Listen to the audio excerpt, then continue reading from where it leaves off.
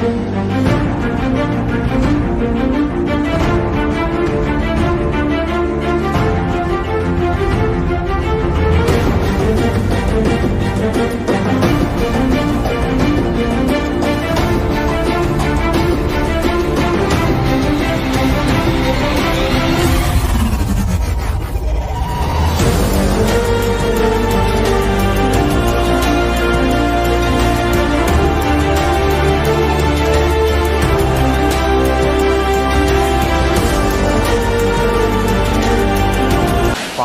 have filter ready to start.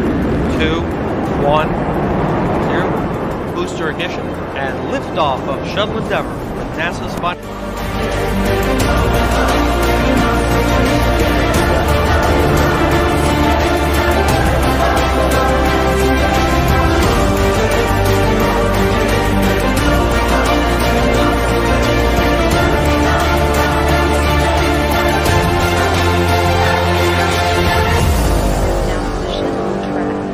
To the International Space Station.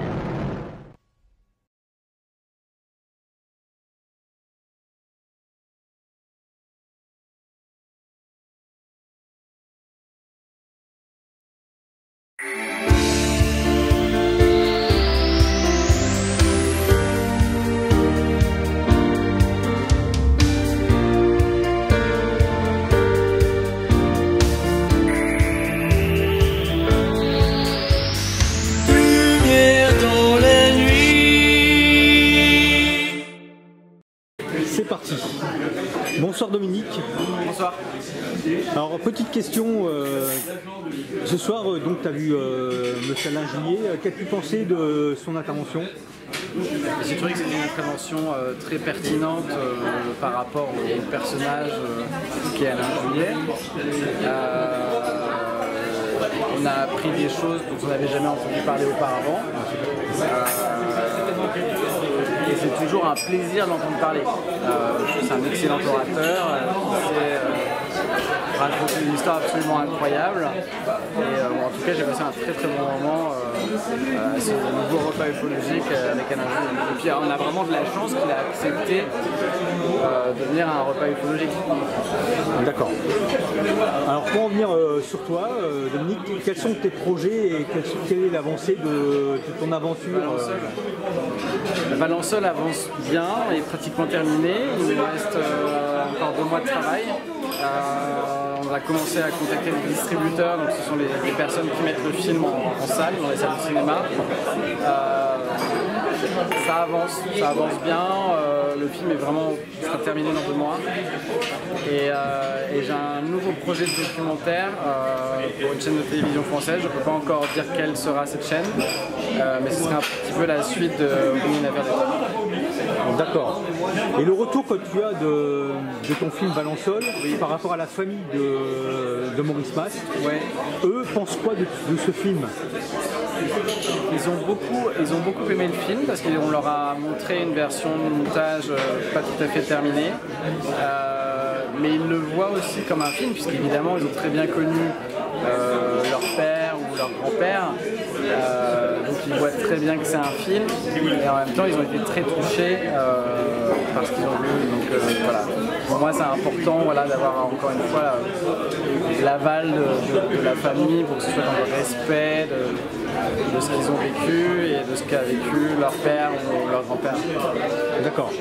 Et pendant ce tournage, s'il y avait un moment qui t'a touché le plus, une anecdote qui t'a touché le plus pendant ce tournage, ça serait laquelle? Il y en a eu plein. Déjà le support de ma compagne pendant que je faisais le film, ça c'est précieux parce que c'était une aventure quand même très compliquée. Ensuite j'ai eu la chance de travailler avec une équipe extraordinaire. C'était une belle aventure humaine. C'est bon, c'est reparti. Je te dis, c'était une belle aventure humaine. Ce tournage de Valençol, c'était vraiment une aventure extraordinaire. Et des anecdotes, j'en ai plein. Mais il y a quelque chose d'un peu curieux qui s'était passé. C'est que parmi tous les plans du film, on voilà, il y a des plans sur la nature, les abeilles, les champs de lavande. Normalement, on a filmé un olivier avec un nuage derrière. Et alors, c'est de la pareidolie, donc c'est l'interprétation des formes qu'on peut voir dans les nuages. Mais, et c'est un des plans qui est dans le film, ça fait vraiment une tête extraterrestre, la tête classique du petit gris qui se dessine dans les nuages. Et ça, c'était vraiment assez magique. Je trouvais que c'était un clin d'œil. Bon, après, il faut le voir, ce plan, et le voir tel quel. Encore une fois, c'est de la pareidolie, c'est-à-dire qu'on interprète la forme du nuage telle quelle, mais c'est assez flagrant, et donc je me suis dit que c'était un clin d'œil de l'univers, en tout cas, ce qu'on était en train de faire. Et le fait que tu aies fait le film à Valençol, Oui. l'accueil des gens de Valençol, des habitants de Valençol a été agréable ou Très agréable. Franchement, tous les gens qui habitent à Valençol nous ont aidés à faire ce film. Un film, tu ne le fais pas tout seul. Déjà, tu as une équipe qui est là, qui te soutient, qui t'accompagne. Moi, je suis le chef d'orchestre. Je suis même le capitaine d'un bateau avec beaucoup d'inertie et je dois m'arranger pour que le bateau suive sa route. Et voilà, et tous les membres d'équipage et notamment les habitants de Valençol étaient là, étaient présents et nous ont aidés. Moi, j'ai été très touché par certains. Je pense à Walter, qui est un habitant de Valençol, qui nous a aidés à trouver des voitures d'époque, parce qu'on a commencé le film, il y avait très peu d'argent, et il n'y en a toujours pas beaucoup, mais c'est un petit budget par rapport à ce que ça aurait pu coûter dans le cinéma français pour un film de cette envergure. Mais tout le monde a mis la main à la pâte, et ça c'est quelque chose que je ne dirai jamais. Voilà, et j'ai hâte de faire l'avant-première à Valençol. Remercier tous ces gens qui nous ont aidés avec tout leur cœur, et ça je ne le dirai jamais. D'accord. Je suis infiniment reconnaissant. Et pour la conception du film, est-ce que tu as eu un coup de main ou des conseils par des ufologues de terrain ou des gens qui ont pu faire l'enquête à Valençol? J'ai pu parler un petit peu avec Jacques Vallée, que j'avais rencontré dans le cadre d'une interview du CIPO, où il m'avait réexpliqué certaines choses. Ce qui était important pour moi, c'était de rencontrer les gens qui avaient connu Maurice Mas. Pas forcément des ufologues, mais des gens qui avaient connu la personne que lui, il était. Les ufologues, non, pas forcément. Après, on s'est vraiment alimenté d'articles d'époque et encore une fois des gens qui l'avaient côtoyé lui de près. D'accord. Ok. Si tu avais un mot à dire aux abonnés de LDLN, ce serait lequel? Eh ben, continuez à lire cette fantastique revue qu'est LDLN, et je serai voilà, ravi de vous revoir et que vous veniez tous voir Valençol et de vous retrouver à ce moment-là lors d'une projection.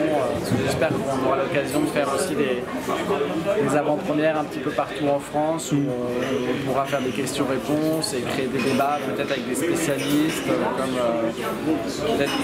comme Jacques Vallée, d'autres ufologues, Houdini.